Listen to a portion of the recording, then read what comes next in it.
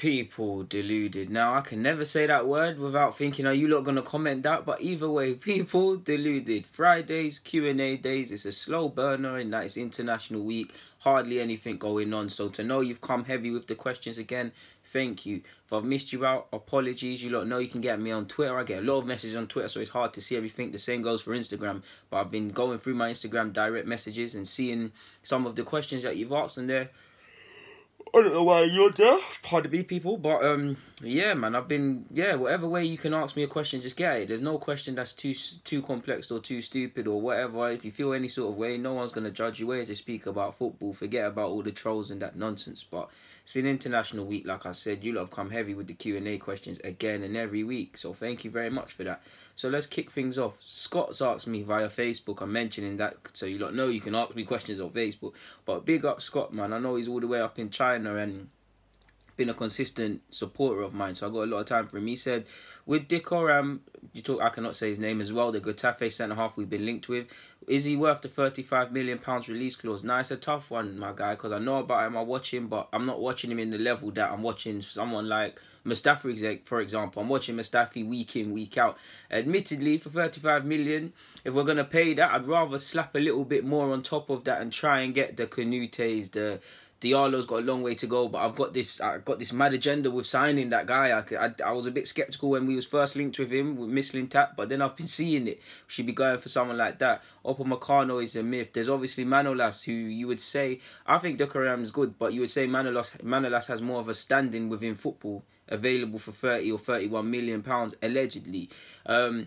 I think I like him, and I think he's an aggressive defender. I think, obviously, I'm not to say anything, but we do know when defenders are from an African sort of region, I do think they're looked down upon. I do think there's a degree of scepticism with rating these sort of players and players in general. Like Mane, for example. If Mane had a Brazilian last name, I think it would have taken a bit quicker for fans to take him in, that this guy's a good player. Look how many people turned their nose up at the possibility of signing Mane when he was at Southampton. Some people didn't want to take him in at Liverpool. Well, it was a typical Liverpool signing of recent. And now, look, everyone can admit that he's certified.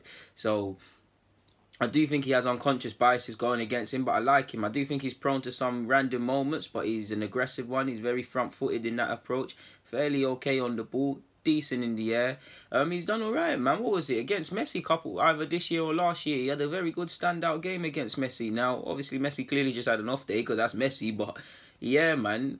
I've definitely seen us sign worse defenders for that exact price, and yeah, it could be something we can go down. In regards to activating his actual release clause, you'd imagine that Getafe, there's some negotiating room to be done in terms of a package. If Arsenal really don't have money and we assume we've only got 50 million like last year, would it be wise to spend the whole 35 million on a centre-half? On one hand, yes, because if we get a centre-half, that for me puts some big brownie points to move forward. But on the other hand, we need a winger, etc. So maybe, and again, I'm not a transfer man and it won't work like this, but if we could give them a 20 million, a 15 million now and buck them some 5 millions here and there and some bonuses and stuff, similar to how we structured the Torreira deal, I don't think we'd spunk the whole 35 at him, to be fair. So yeah, we'll see how that one goes, man. But I think he's worth the pursuit. I think he's a decent centre-half and he's better than some of them that are here already. So can he do much worse in that regards? So thank you for your question, Scott. Dali Benz asked, how good is Wan-Bissaka? Is he as good as Cafu or Thuram in their prime? We've got a long way to go. He's got a long way to go before you could even mention his name in the same sentence. He'll probably admit that. So clearly he's nowhere near them. Definitely not near Cafu. But he's a player I got a lot of time for. As you see with all the vids, I like Wan-Bissaka, man. I can't believe he used to be a winger, such as how good he is at fullback for me. And it's mad because he feels like one of them players that's been in the Prem for ages, but he's only played 30, coming up to 40 Premier League games. So on that basis, he's still actually unexperienced. But I like him, man. I think he's good. We've got a long way to go if we compare him to them names, but I think he's a very good fullback, man. He's definitely one of the best right-handed fullbacks in the Premier League. What you got him, I'd say Walker's a shoe-in, Trent Arnold. Put myself on the spot here a bit, and yeah, man, they'd be up there for me just as a fullback watching them sort of players there, man. But yeah, hopefully that answers your question. Can't believe he's not in the England squad, to be fair with you, based on how he's been playing. Apologies, people. Don't know why I keep yawning. I'm not tired. Well, it is late evening, but I'm not tired. But yeah. Papaya's asked, big up yourself, man. You said Maitland-Niles on the left and Wan-Bissaka on the right. I'm sure that could be used, but Maitland-Niles, yeah, man, you don't want to see him at left back, really and truly. He can do a job there. He's done some good jobs there for us, like when he played against Salah a couple of years back, or last year. But nah, man, it could be an option if we were forced to, but you'd ideally like Maitland-Niles to either be played at right back or be played in central midfield, or as he put himself, wants to be a winger. Left back, he can do a job, but we both know that's shoehorning. But it would give us good options in terms of just if someone was to get injured in any example, touch wood. But thanks for your question. Riyad's asked, what's your thoughts on Siad Benrahma? Don't quote. Let me quote. Is that the guy? I'm gonna type that in. Is that the striker from Brentford? The striker, the 23-year-old. I'm gonna type his name in, people, because I don't want to make myself look like an idiot and talk about the wrong player. But I think that's the case. If it is the case, I haven't seen much of him, but I like what I see. I like the way he takes his chances. I like his goals. Oh, he's Algerian. Sorry, people. I thought he was Moroccan for some reason. Apologies, people. But yeah, just by looking at him, what? He's Algerian, he's 23 years of age. Yeah, he's a striker, but by looking at him here, he can play on the flanks as well. Obviously, he's doing his thing at Brentford. Yeah, man, I like him. Obviously, it's still early to see how far he can go. You've seen him linked for 20, 30, 40 million to Arsenal and Spurs. At this moment in time, I don't believe he's worth that because my knowledge on him is not the greatest. But if you've seen him more and you think he's worth that, fair play to you. But I like him, man. I've only seen him play up front. He can do a job on the flanks. I think he's got decent pace and I'd say he's a typical Algerian sort of player in that when I look at obviously I'm from London, in it inner cities. When I used to play at cages and stuff, yeah, I had many different African nation players, many different Caribbean players, obviously people that were born here. You had a lot of Moroccan and Algerians, and I always liked the way them sort of nations there play because they love wearing Puma boots, but I think they're very expressive, man. Even if you look at, obviously he didn't play for them, but he's of a descent from the region. You look at Benrahma, Nasri and players like that, they always play with, it's not an arrogance, but the best word is a swagger. I like the swagger. They like to be entertainment. Like you rarely find a basic Algerian footballer. Obviously if they're a defender, that's their job, but in terms of midfield, Algerian or Moroccan, look at Adel Tarat. Like he might not have got where his potential could have taken him, but he's a baller. So he's very much of the same ink. So you probably know more than me, but yeah, man. John's asks, hey Deluded, do you think we should go for Robert Skirkov? I haven't heard of that player, my guy. I'm going to type it in on Google now. I ain't heard of him. The last name looks familiar, but I'm sure I ain't heard of this player, man. That's probably one of them typical last names.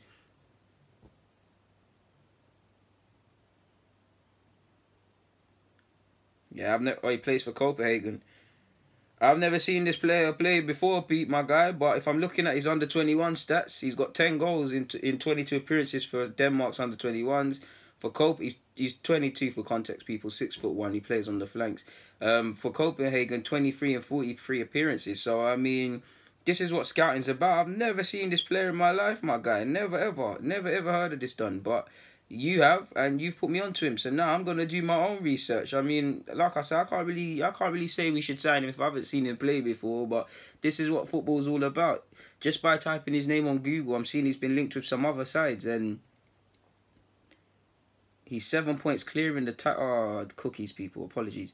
He's 7 goals clear in the Danish top Golden Boot race. He can hit a free kick, allegedly. See, I don't know about this player, man. You don't know, I'm never one to pretend. I'm not watching Denmark. He only cost £1 million as well. He's yet to get a senior cap. Oh, yeah, man, this is sounding like someone we should look at in the sense that he's 22 years of age. He's obviously got potential, but he's not had a standout... Well, he's having a standout season, but a standout period like that. He signed for £1 million from Copenhagen. So that's something we should look at. And he's a winger.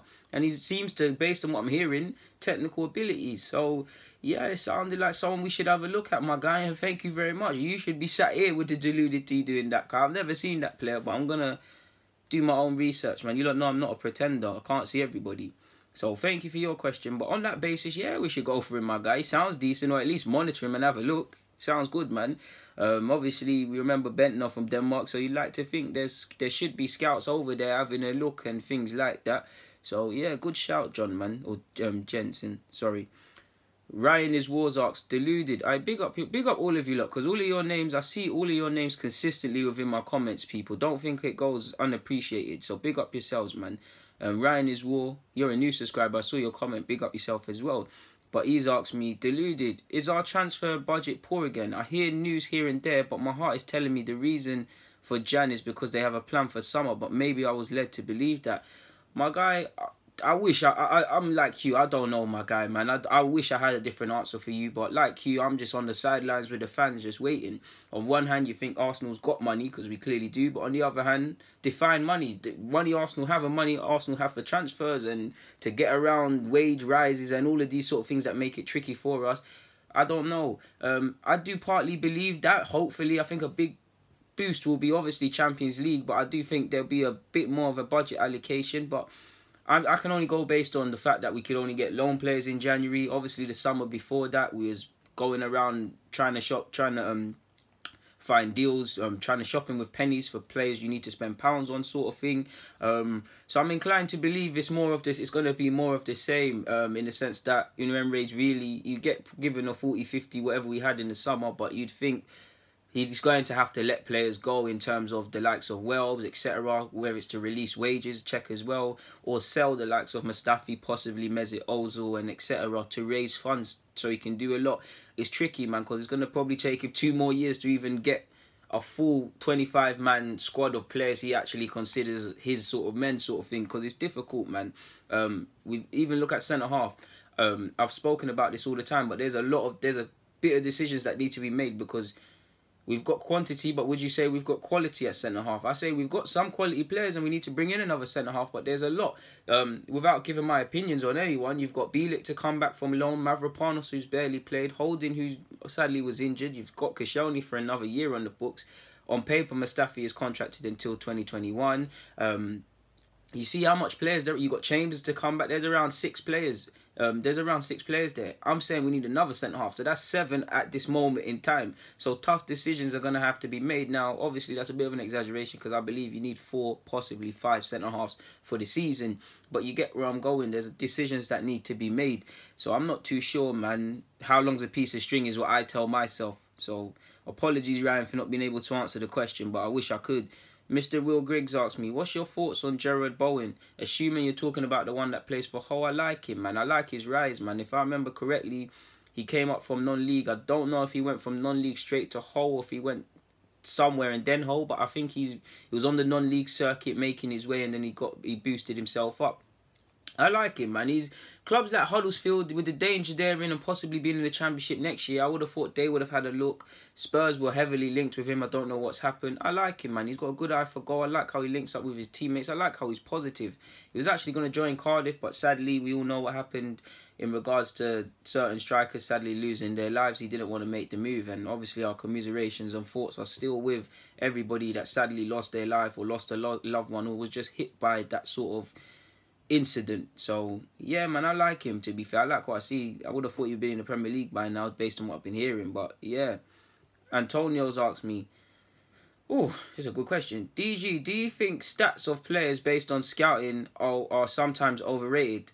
Are stats pure facts or not the whole truth? You've answered your own question, my guy. It's not the whole truth, because if we just looked at stats, some players that are poor, they will look so sick with statistics. Look at me, I'm a basic right back. I've played one league game for my team, the Wrongers, this season. I've got 1 assist. That would probably tell you I'm the best right back in the league, like, sort of thing. Do you get where I'm going? So I personally believe, as I've started doing YouTube and got a bit older, I'm actually open more to stats, but it's all about quantifying the stats. I believe first and foremost it's the eye test. For instance, if I'm looking for a right back, you need to be up and down the field. So first and foremost, I'm going to see, can he defend? Is he attacking? Has he got a decent touch? How is he? All the typical things you're going to look at. And then you might look at his statistics in regards to the data. How many games has he played? If he's a 30-year-old and he's been playing Alexis Sanchez sort of thing, missing every summer like Oscar as well, you'd think, is he going to suffer from burnout, the risk of injuries and stuff like that? Or you might consider what I've just said about You've imagine this. You've looked at a right back. He goes up and down the field. He's got an engine. He's got this and that. You might look at it. You might go and look at his stats and say, okay, he's got 5-6 assists, so he's decent in that regards. He look how much kilometers he runs, or looking at his whole team, he runs covers the most distance sort of thing. So he's got an engine. And then you compare that, for example, to the right back you already have or other prospective targets, and it helps you paint a picture, my guy. I believe stats don't tell the truth, and I believe the eyes are more inclined to tell you the truth because you can't really unsee things. But it's about quantifying both of them people, really and truly. We're going a bit in depth and a bit over what I understand, but a striker, you might, if you're looking at the likes of Monchi and them sort of scouting levels, you might see how many shots a striker takes to how many he actually converts, how many headed shots does he have, how many first touches in and outside the box, his heat map, how is he like away from home and things like that. That can be helped with the eyes, but it's about marrying the two together, because if it was just based on statistics, like you're allegedly seeing with Arsenal and the stats DNA thing, the players that come into this club at times are not the best. So it's about marrying both together. Everything tells part of the truth. And to be honest, whether looking at statistics or the eyes, you're never 100% sure on a player. Every signing, whether it's a young player for a couple thousand or the multi-million Cristiano Ronaldo, 80 million, every signing's a risk because you don't know what you're doing. It's just about finding more confirmations or finding out more information to make you a bit assured of your choice. But every football transfer ever is guesswork, people. Obviously, people are not just guessing random players. If people that have understood what I've just been saying, it's more or less guesswork, man. Good question. I really enjoyed asking that, man. Make sure you're always up in there with the questions. I need to see you back next week, my guy. T Amazing, big up yourself. Another consistent supporter, follower, subscriber, question answer, all of these things, man. And follow up his thing on Twitter and stuff if he wants to drop all his DLs and stuff in the comments, because he's got a good mind with football and he does his thing. But he's asked me, yo DG, for your Q&A, with all the talk of with all the talk and inflated price of Wan-Bissaka, do you think going for Max Aarons instead could be a smarter investment? It depends, my guy. Because one, if you're Aarons, obviously I think if you put Aarons in Spurs, Arsenal, United to a degree, and whatever offered you it, you'd want to listen, you'd probably want to join. But by the same token, he's playing week in, guaranteed to, obviously there's no guarantees, but guaranteed to more or less week in, week out, you're playing at Norwich. You come to Arsenal, it's a top 6 club, obviously playing at the carpet. Thierry Henry's played for this club and all these sort of things that attract you to it. I think he'll play a lot of football, but when Hector Bellerin comes back, at least at this moment in time, he's going to be first choice. You're playing week in, week out at Norwich, and that's a very good thing because you're closer to getting 100 career appearances. That's for me when a player's made it, when they've made 100 appearances, because that's when clubs can be assured in them, in my humble opinion. Would you want to go possibly from guaranteed, and I'd say guaranteed lightly, playing week in, week out, to fighting with Hector Bellerin? Well, right now he'd probably start because no one's there, but fighting with Hector Bellerin for a spot, it would make you better, of course, but if you don't play, you're going to be playing under 23s to keep your fitness or the occasional cup game. Would you really want to go back to doing that? I don't think so. He's had a taste of it, or if I was there and I had a taste of it, I wouldn't. But away from the actual players thing and just looking as an Arsenal fan, of course, my guy. I mean, I personally think it depends, because on one hand, I agree it would be a smarter look. They're in the Championship. Norwich and Palace have different bargaining powers and stuff, and the Premier League will possibly playing in it's a big attraction.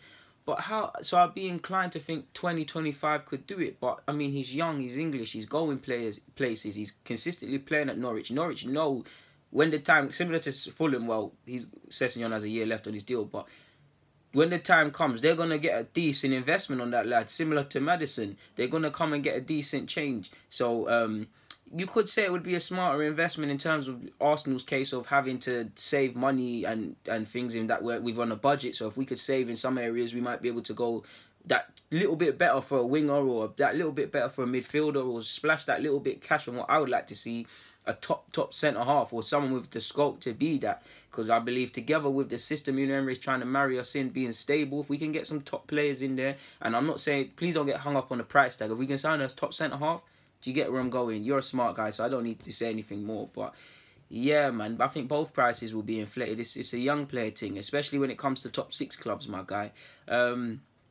Yeah, man.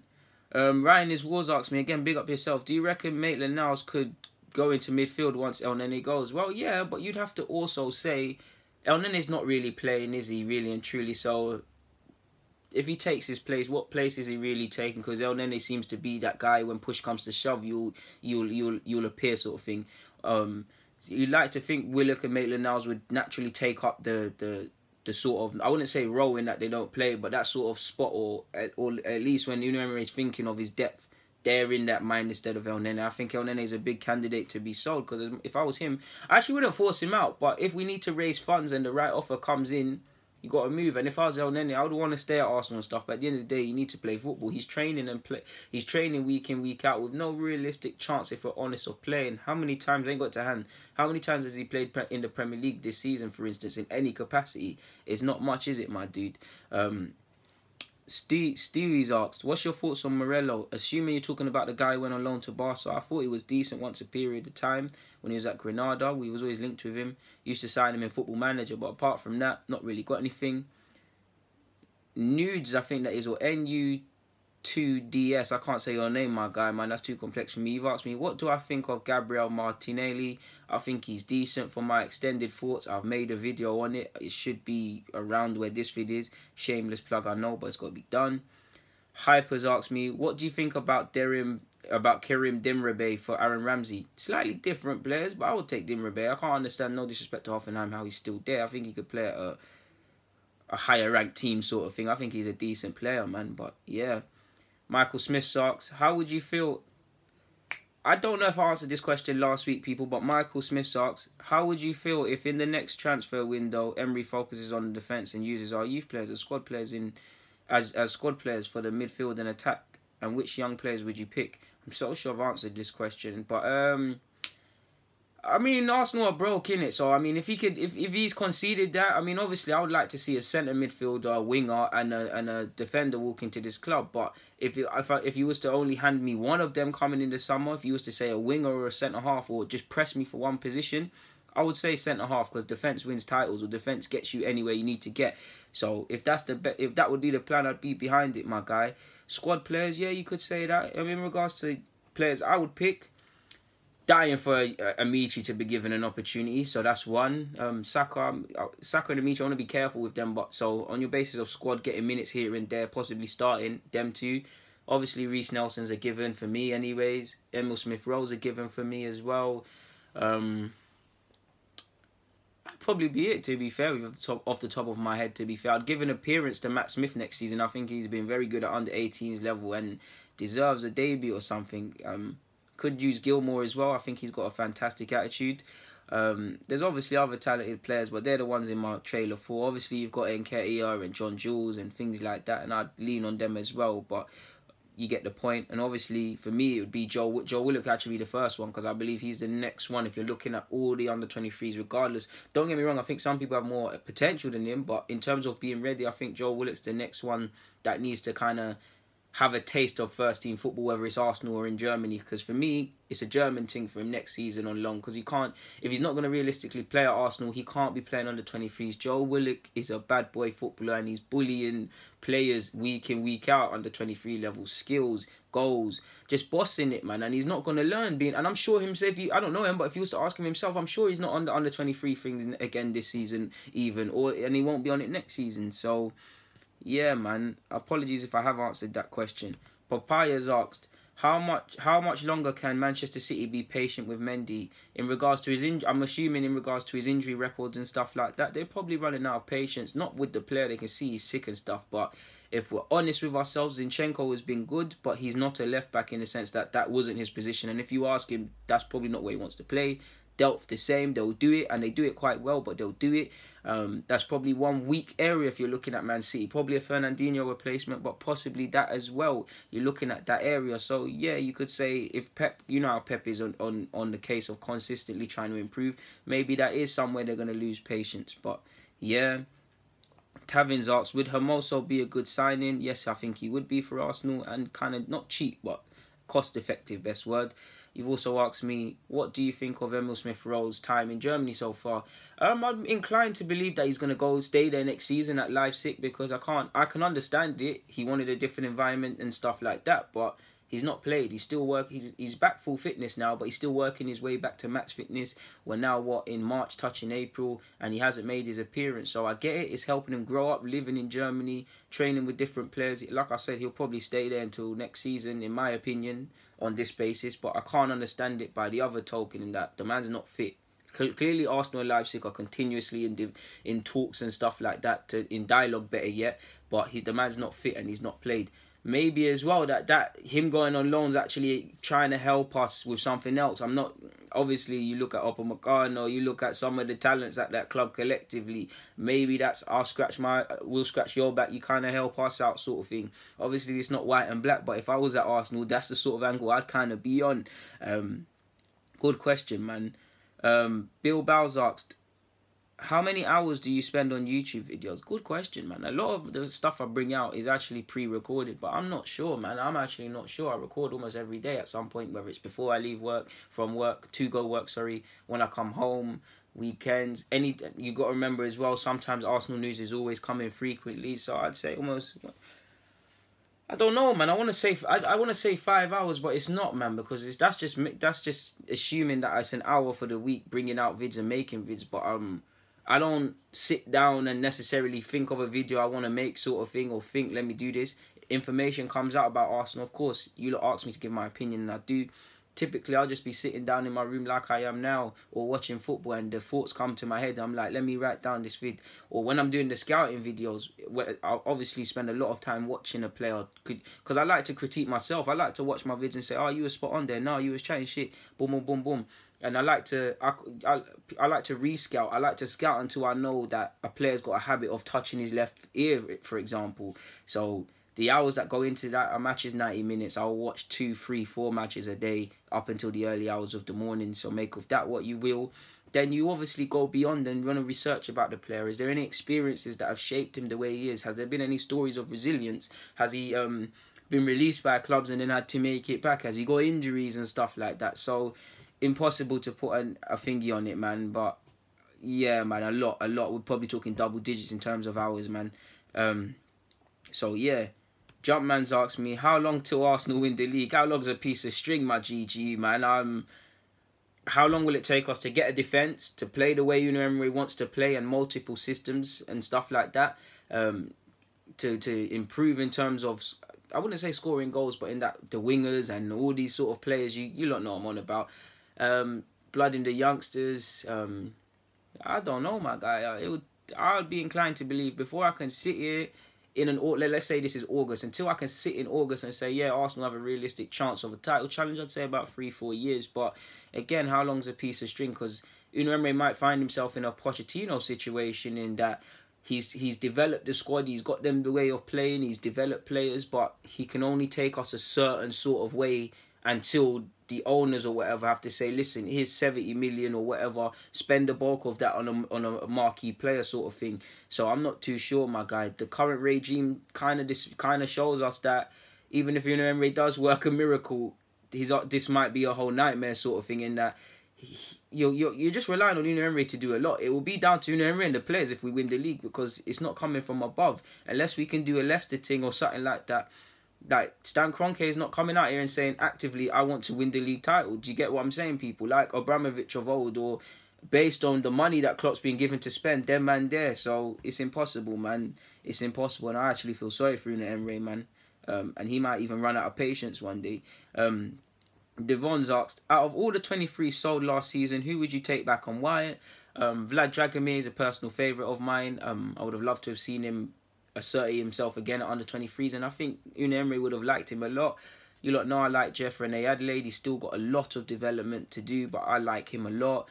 I was a big fan of Josh De Silva. He's gone to Brentford, so probably either one of them three. Out of everyone that's left over the last 2 years or so, I'd say Daniel Marlon, and for me the biggest one is Ismail Benacer, because I think there's a spot for him. I think him and Torreira together would have been good. I think him and Guendouzi and Torreira, Xhaka, Aaron Ramsey for this season at least would be some terrific options to have within the side sort of thing, my guy. So yeah, man, that's what I would be saying. Harry's asked me, what manager's style of football do you enjoy / study the most? A bit of everyone, but if he was to ask me, it's obviously before my time, but Rinus Michels, Johan Cruyff, Louis van Gaal, in my opinion. You lot know I'm a big fan of Sir Alex Ferguson and Arsene Wenger. Jose Mourinho as well. Carlo Ancelotti. A bit of everybody, to be fair with you. Sacchi, I can't say his name, the Italian guy. Wait, again, before my time, but probably them. Biggest one, probably Pep Guardiola then. If he was to ask me that one, I'd say, if he was to ask me to name one, might even be Carlo Ancelotti, but it'd probably be Pep Guardiola, my guy. Very good question, Harry. Very good question. Very good question. David's asked, I think you're a fellow Jamaican, so big up yourself, David, but David's asked, what is the rule with Aubameyang being yellow carded for that Mars celebration? To be honest with you, my guy, I'm not the man when it comes to rules and stuff like that. But I'd assume it's the same logic with taking off your shirt. Obviously when you take off your shirt, you get a yellow card, or displaying certain messages. Europa League's a bit funny because I remember when I used to work at Spurs, you couldn't serve beer on certain nights, and there's been on a couple of occasions players, not just in the Europa League, but in the Champs, facing possible fines based on sponsors or stuff they're wearing under their clothes, sort of thing. So the lines are very blurred for me personally, my guy. I'm not too sure on that regards. Manzi's asked me, what's your opinions on the Manolas links? I'd be all up for it, to be fair, especially if his release clause is 30 odd million. We'd have to kind of schedule them payments, but yeah. You've also asked me, do you watch anime? If so, did you watch Dragon Ball Z? Of course I watched Dragon Ball Z, and I don't know what gave you the impression I'm an anime guy, my guy. Like, I don't watch anime, it looks sick, my boy. My man don't watch it, but I find it boring. I'm not even going to lie to you. My man just watch football and Sons of Anarchy and them things there. But, good question, man. Mama Boo's asked, Marmay Boo, forgive me if I said your name wrong. Is Aubameyang a clinical striker? I think when you look at Kane and obviously I think Kane's better than Aubameyang, just a little bit, people. I know, please allow me. But I don't know. We need to remember these men are human, because you could say on one hand he is clinical. Look at his statistics; they speak for themselves. And look at the goals he scored since he's joined Arsenal. I mean, he scores a lot of goals. So how can someone that scores a lot of goals not be clinical, sort of thing? But by the same logic, you do see Kane miss some tap-ins, Sergio miss some tap-ins, Aubameyang miss some tap-ins.